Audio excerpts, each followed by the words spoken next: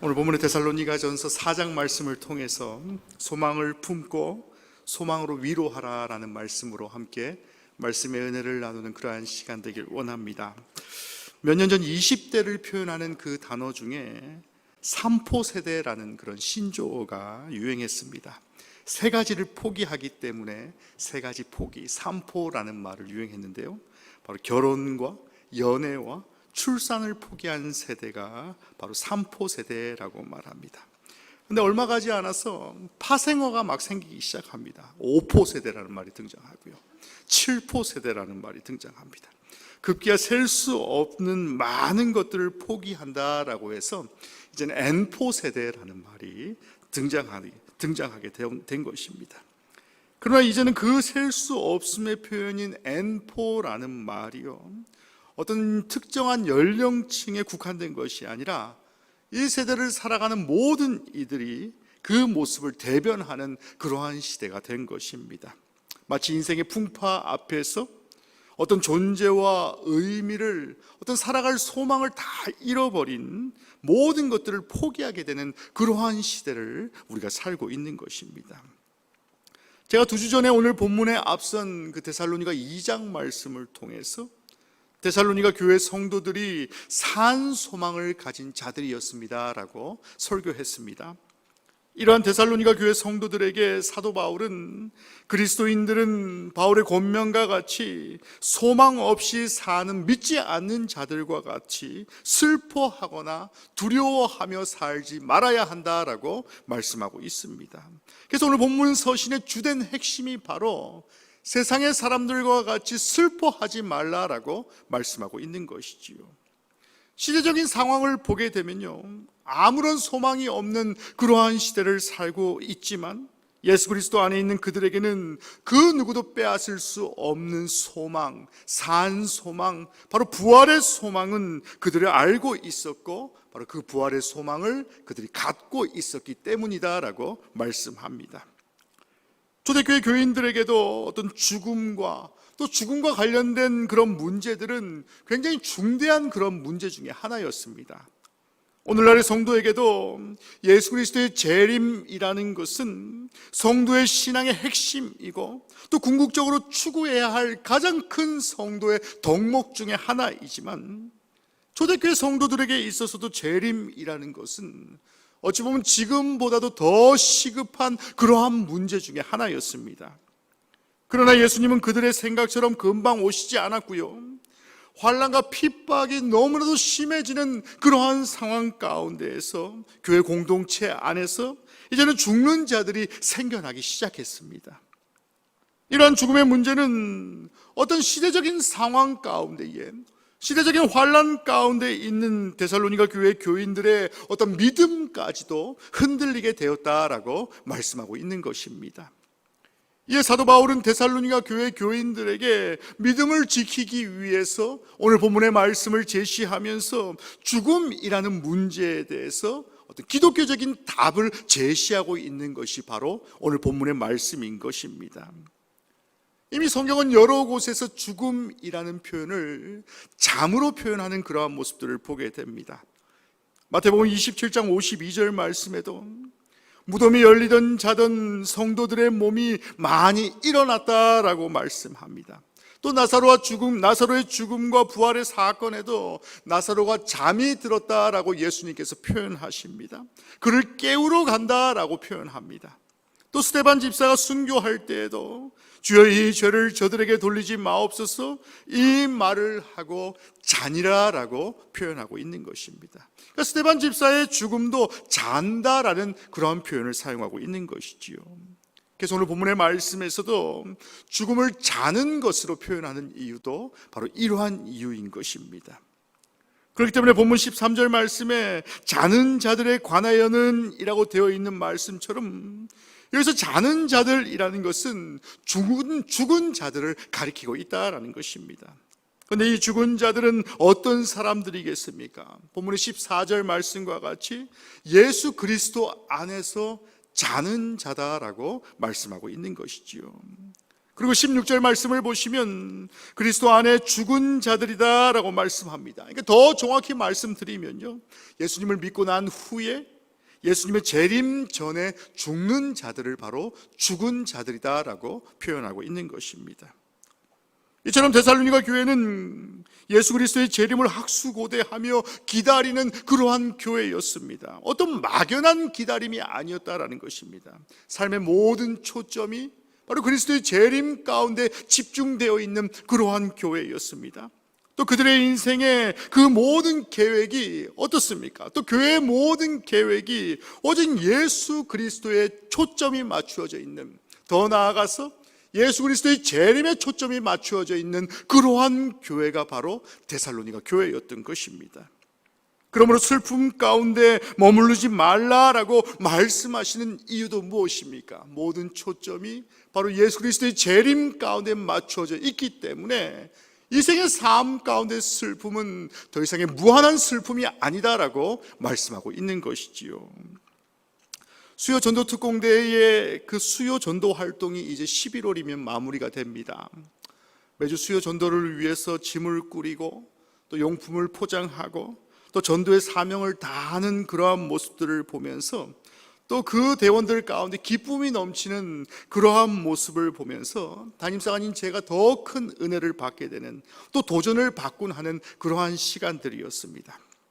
전도활동 준비로 오후 3시 정도에 대원들이 다 소집되어서요, 그 즈음부터 시작되는 어떤 전도활동과 또 기도회와 또 저녁 식사와 수요 예배까지 잘 마무리하게 되면 어떻습니까? 참으로 어느 정도 반나절을 오롯이 다 소비해야 하는, 전도에 집중해야 하는 교회의 가장 중요한 사역 중에 하나가 바로 이 수요 전도 운동, 전도 활동이 된 것입니다.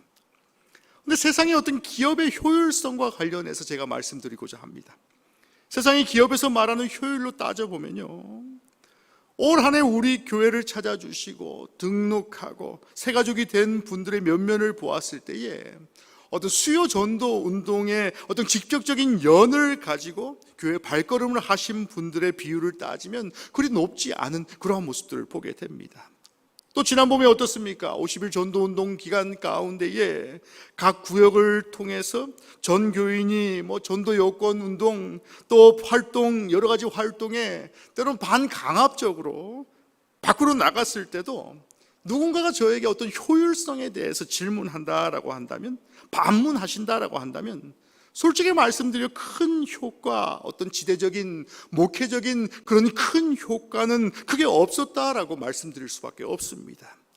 또 어떤 분은요, 아니 새롭게 교회에 오시는 분들이 이렇게 많은데 근래 들어서 왜 이렇게 예배 인원이 큰 차이가 없습니까? 라고 질문하시는 분들도 계십니다. 그렇게 반문하셔도요, 내 탓입니다 라는 그런 모든 짐을 제가 지는 것이 제일 편할 정도로 복잡하고 미묘한 그런 다양한 일들이 교회 사역 가운데 있는 것들이 사실입니다. 하지만 오늘 본문의 말씀을 준비하면서 지난 수요일에 제가 전도를 나갔을 때에 오늘 본문의 데살로니가 교회를 향한 그 바울의 심정을 제가 깨닫게 되었습니다. 놀라운 경험을 담임사관이 먼저 경험한 것입니다.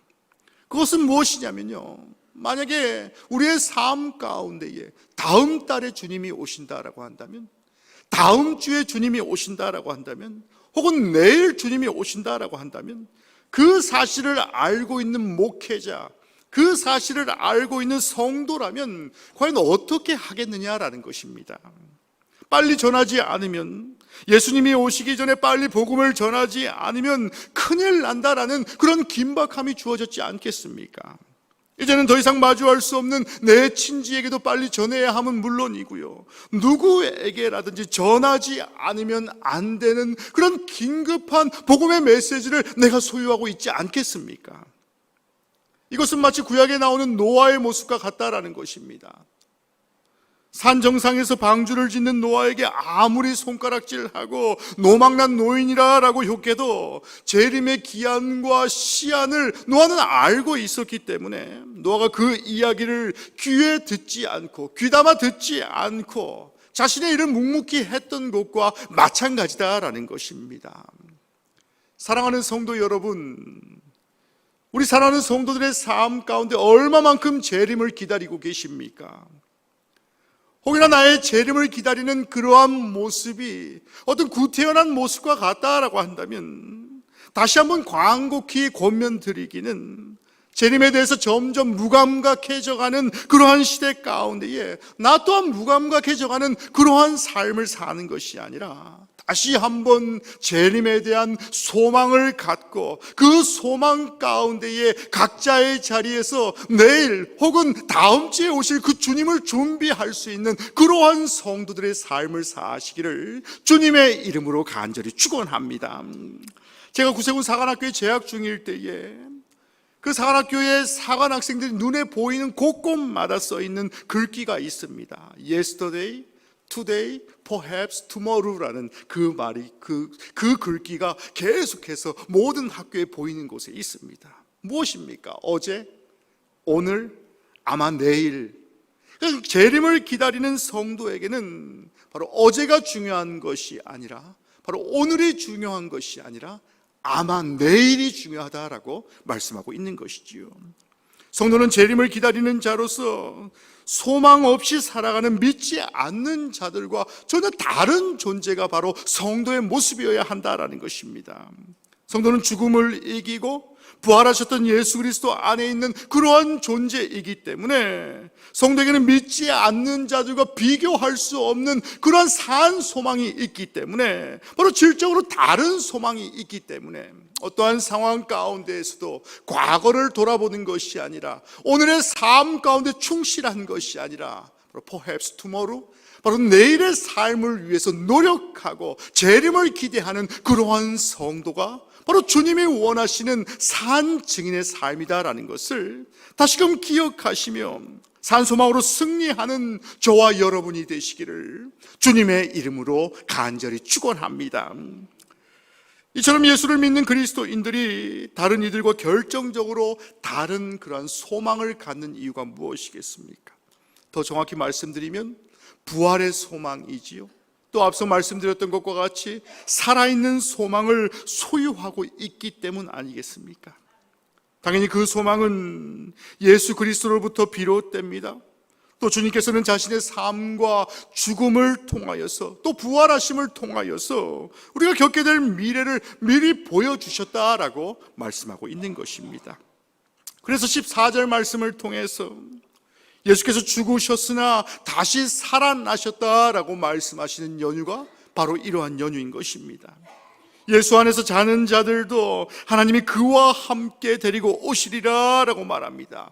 그와 함께라는 그 인칭 대명사가 누구십니까? 바로 예수 그리스도시지요. 예수님께서 재림하실 때 재림 전에 죽은 성도들을 데리고 오실 것이다 라고 말씀하십니다. 이 사도 바울은요, 예수 그리스도의 재림의 때에 일어난 일들에 대해서 말하면서 바로 데살로니가 교회 성도들 가운데에 바로 저들의 믿음이 흔들리는 성도의 그 믿음을 붙들어주고 있는 것입니다. 그래서 14절 말씀에 예수 안에 있던 자들이기에 부활의 영광에 참여하게 된다라고 말씀하고 있는 것이지요.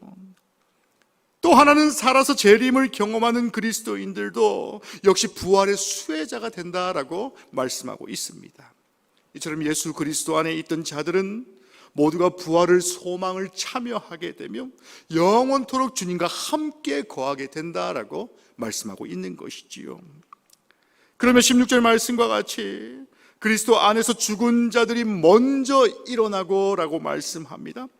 여기서 그리스도 안에서 죽은 자들이 일어난다라는 표현은 죽은 후에 영혼과 분리되어서 땅속에 묻혔던 성도의 육체가 예수님과 함께 오는 그 부활의 때 가운데에 그 영혼과 다시 만난다라는 그러한 의미를 가지고 있는 것입니다. 그때 우리 몸은 어떻습니까? 세상을 살아갈 때 입고 살았던 그런 썩은 몸이 아니라 썩지 않은 신령한 몸으로 최종적으로 부활케 된다라고 말씀하고 있는 것입니다. 지난 금요일 때도 제가 말씀드렸지만요, 저희 딸아이가 이번에 예술고등학교에 합격을 했습니다. 턱걸이로 들어갔는지 1등으로 들어갔는지는 전 잘 모르겠습니다만은요, 분명히 딸아이 선생님도 저한테 에스더는 이번에 힘들 것 같습니다 라고 얘기를 해서 큰 기대를 하지 않았습니다. 또 딸아이가 시험을 보고 와서 큰 실수를 해서 펑펑 울길래 그래 꼴 좋다라는 생각으로 떨어졌구나라는 생각밖에 하지 않았습니다. 근데 큰 기대를 안 하고 있었는데요, 한 번은 이 아이가 저한테 이렇게 얘기하는 거예요. 아빠, 내가 예술고등학교에 합격하면 쌍꺼풀 수술을 해주세요 라고 이야기를 하는 겁니다. 참 철이 없는 친구죠. 부모의 마음은 타들어가는데 쌍꺼풀 수술을 해달라라니요. 그런 말에 속으로는 아이고 이 속 없는 놈아, 그래 내가 코는 못 쏘여주겠냐라는 심정으로 다 해주겠노라라고 약속을 했는데요, 지금은 계속해서 우리 딸아이에게요, 쌍꺼풀 없는 눈이 가장 예쁜 눈이다라고 계속해서 강조하고 있다는 것입니다. 말도 안 되는 어떤 비겁한 논리로 계속해서 쌍꺼풀 수술이 좋지 않은 이유에 대해서 계속해서 설파를 하고 있다는 것이죠. 때로는 목회자임에도 불구하고 유교의 삼강오륜까지도 막 거들먹거리면서요, 목회자가 사용하면서 성령이 과연 성경적인가라는 그러한 내용으로 계속해서 아이에게 쌍꺼풀 수술의 당위성, 잘못된 당위성에 대해서 계속해서 강조하고 있는 그러한 반박을 준비하고 있는 그러한 시대를 제가 살고 있습니다. 그런데 제가 오늘 본문의 말씀을 보니까요, 아주 딱 맞는 천국의 논리가 등장합니다. 소망의 논리가 등장하지요. 우리 사랑하는 성도 여러분, 혹여나 내 얼굴에 쌍꺼풀이 없다라고 한다 할지라도 슬퍼하지 마십시오. 내 얼굴이 조금 못생겼다라고 한다 할지라도 슬퍼하지 마십시오. 내가 키가 좀 작다라고 한다 할지라도 비관하지 마십시오. 또 저처럼 뚱뚱한 몸을 가지고 있다라고 한다 할지라도 괴로워하지 마십시오. 혹여나 내 몸에 장애가 있다라고 한다 할지라도 남보다 덜 건강하고 왜 남보다 이러한 고난이 나에게만 닥칩니까? 라는 그런 불행한 삶을 산다라고 한다 할지라도 절망하거나 그 고난 가운데 슬퍼하지 마십시오. 왜입니까? 주님이 다시 오시는 그날에 완전한 육체를 입고 다시 부활하는 인생을 사는 것이 바로 저와 여러분의 삶임을 믿으시는 그러한 성도들 되시기를 주님의 이름으로 간절히 축원합니다. 주님이 다시 오시는 그날은 완벽한 날입니다. 완전한 날입니다. 그런데 당연히 그날을 소망하며 살아가는 성도의 삶 가운데에 이 생의 삶에서 내가 날보다 덜 건강하다라고 한다 할지라도, 내가 남보다 덜 가졌다라고 한다 할지라도 오직 부활의 소망을 가진 성도의 삶은 항상 기쁨이 넘치는 삶으로 우리를 인도하여 주신다라는 사실을 다시금 기억할 수 있는 그러한 성도의 삶을 사시기를 주님의 이름으로 간절히 원합니다. 변화산에 올라간 제자들이 변화된 예수님의 영광스러운 모습을 보고 뭐라고 했습니까? 주여 여기 있는 것이 좋사오니 내려가지 맙시다라고 말합니다. 여기 조막을 짓고 살아도 좋겠습니다라고 말합니다. 화려한 궁전도 필요 없고요, 수십 평의 큰 집도 필요 없고 조그만 초막 하나만 있어도 괜찮으니까 영광스러운 주님과 함께만 살았으면 좋겠습니다라고 말하지 않았습니까? 이 땅에서 예수님의 변화된 모습만 봐도 이렇게 했는데 우리가 예수님의 재림의 모습을 보았을 때는 어떠한 마음이 들겠습니까? 얼마나 좋겠습니까? 그 무엇으로 비교할 수 없는 그런 영광스러운 자리를 바로 주님께서는 우리를 위해서 예비해 놓으셨다라는 것입니다. 그 순간을 세상에서 내게 일어난 그 어떤 순간으로 바꿀 수 있겠냐라는 것입니다. 사랑하는 성도 여러분, 성도의 삶 가운데에 오직 재림만을 소망하는 그러한 성도의 삶을 사십시오. 세상의 것에 만족하거나 실족시 말고 저 천국을 소망하는 저와 여러분의 삶을 사시기를 주님의 이름으로 간절히 소망합니다. 마지막으로 오늘 본문의 말씀은 이제 소망 가운데 위로함을 주는 성도가 되라라고 말씀합니다. 본문의 18절 말씀이지요. 제2차 세계대전을 승리로 이끌었던 영국의 정치가 윈스턴 처칠은요, 돈을 잃는 것은 적게 잃은 것이고 명예를 잃은 것은 크게 잃은 것이다. 그러나 용기를 잃는 것은 전부를 잃는 것이다 라는 그러한 명언을 남겼습니다. 사도 바울은 흔들리는 공동체에게 용기가 필요함을 절실히 느꼈다라고 말합니다. 그래서 18절 말씀과 같이 아주 짧고 그리고 간단하게 명료하게 권면하고 있습니다. 그러므로 이러한 말로 서로 위로하라라고 말씀하고 있는 것입니다. 사도 바울은 재림을 보지 못하고 죽은 자들이 예수님의 재림의 때에 영광스러운 부활을 할 것이다 라는 것을 말씀합니다. 그래서 이 사실을 바탕으로 서로 위로하라라는 그러한 결론을 맺고 있다라는 것입니다. 여러분 한번 생각해 보시길 바랍니다. 죽음은 모든 사람들에게 가장 두려운 것이 바로 죽음이지요. 누구나 죽음을 피하고 싶은 것이 바로 사람의 인지상정 아니겠습니까? 하지만 오늘 말씀 속에서 죽음에 대한 이런 생각을 다시 한번 해봤으면 좋겠습니다. 죽음은 자는 것이다. 죽음은 하나님 앞에서 쉬는 것이다. 또 살아있는 자나 죽은 자나 모두 학수고대하고 있는 것이다 라고 말씀합니다. 바로 예수님의 재림이다라는 것이지요. 죽었다고 모든 것이 사라지는 것이 아닌 것이 바로 산 소망의 증인의 삶의 모습이다라는 것입니다. 죽음 이후에도 여전히 예수님을 믿고 우리는 살아있고 소망을 기다리는 그러한 성도의 삶인 것입니다.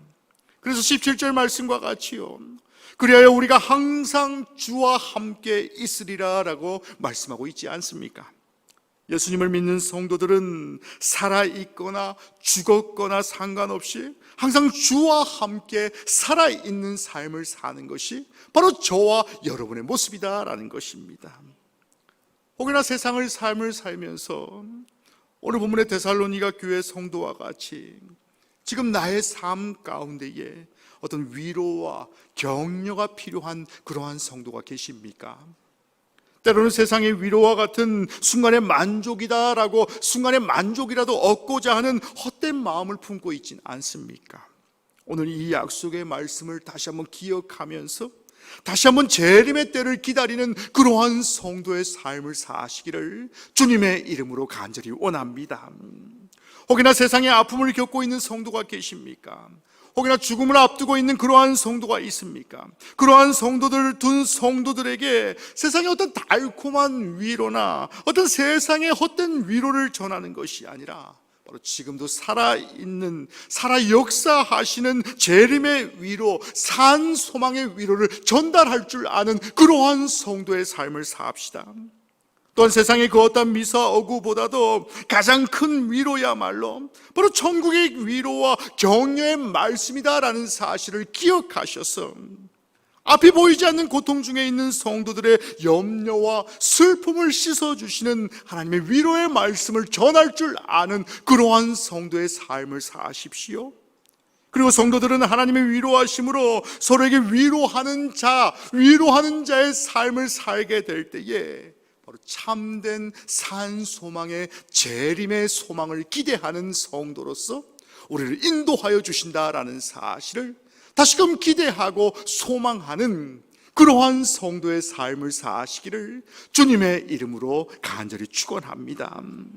예수 안에서 죽은 자들에게 죽음 후에도 영광스러운 부활의 소망이 있다라는 사실을 확신하는 그러한 성도들이 되십시오. 우리 몸은 썩지 않은 영화롭고 신령한 몸으로 부활할 것임을 다시 한번 기억하는 그러한 성도가 되십시오. 그리고 살아있는 자들도 마찬가지로 썩지 않는 영화롭고 신령한 몸으로 변화하여서 영원히 완성된 구원에 들어간다라는 그런 구원의 확신을 얻는 그러한 성도의 삶을 사십시오.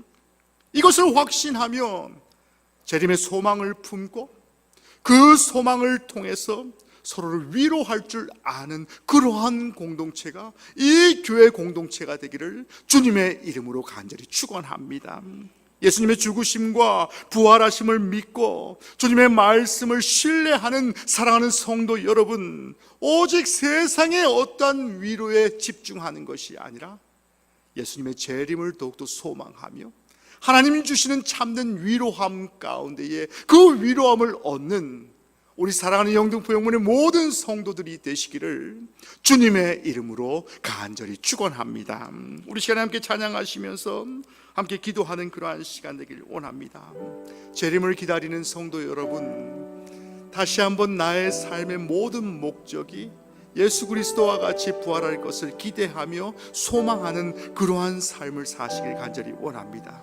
세상의 삶, 세상의 어떤 위로에 집중하는 것이 아니라 하나님 주신 위로 가운데 집중하며 하나님 주신 은혜를 다시 한번 기억하며 충만한 삶을 살길 원합니다라고 다시 한번 고백하며 다짐하는 그러한 시간이 되길 간절히 원합니다. 우리 함께 찬양하시고 함께 기도하는 그러한 시간 갖도록 하겠습니다. 우리 무명이어도 함께 찬양합니다. 무명이어도 공허하지 않는 것은 예수 안에 난 만족함이라. 아멘. 가난하여도 부족하지 않는 것은 예수 안에 오직 나를 부요함이라. 고난 중에도 견뎌낼 수 있는 것은 주의 계획 믿기 때문이라. 실패하여도 일어설 수 있는 것은 예수 안에 오직 나를 승리함이라. 아멘. 예수로 난 예수로 충만하네. 난 예수로 충만하네. 난 예수로 충만하네. 영원한 왕 내 안에 살아계시네. 아멘. 내 몸이 약해도 낙심하지 않는 것은 예수 안에 난 완전함이라. 화려한 세상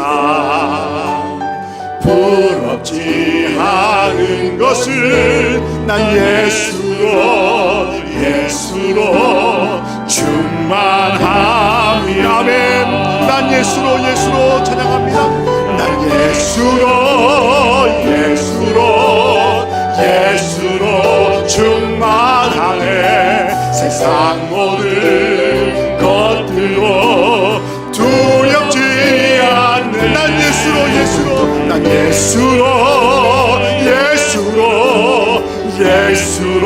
충만하네. 영원한 왕 내 안에 살아계신 난 예수로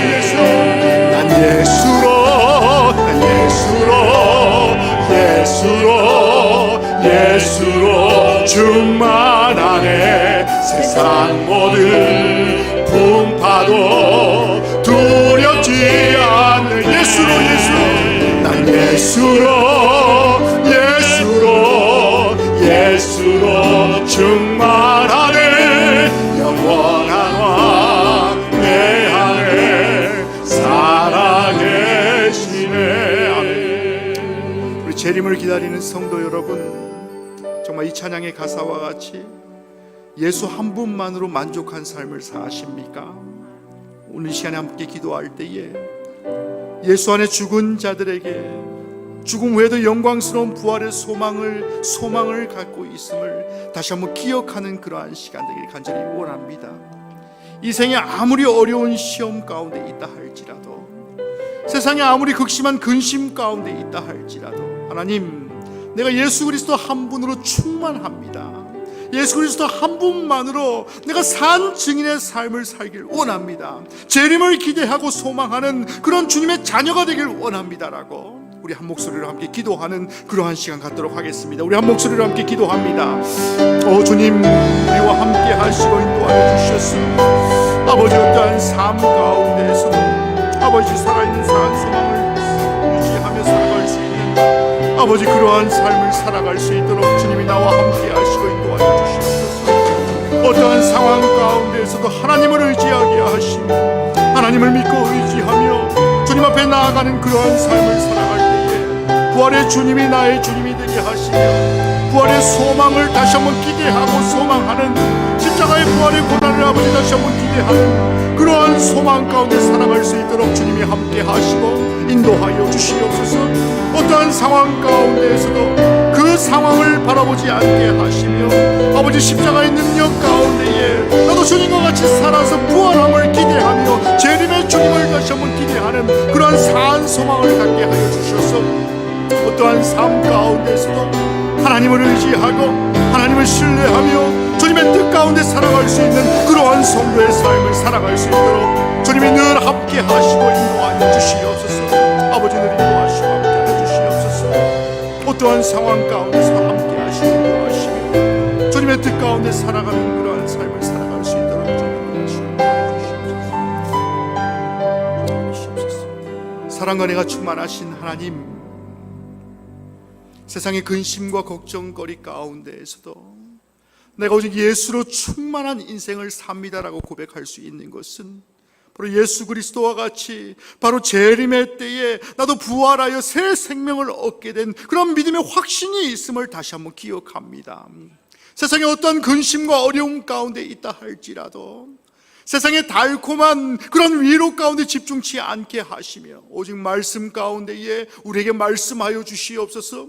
그 말씀을 통해 위로받길 원합니다. 오직 기도로 교통되길 원합니다. 하나님의 뜻 가운데 승리하는 그러한 삶을 살아가길 원하는 우리 사랑하는 성도들의 마음을 주님께서 만져주시고 인도하시고 함께하여 주시옵소서. 혹여나 세상의 사람에게 말하지 못하는 그런 세상의 문제 가운데 있는 성도가 있습니까?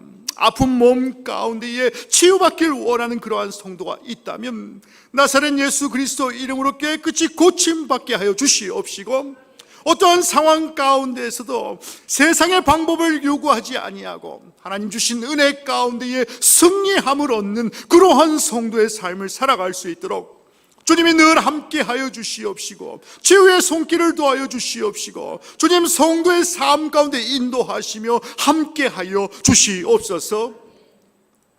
이 모든 말씀 우리를 사랑하시는 예수 그리스도 이름으로 간절히 기도하였습니다.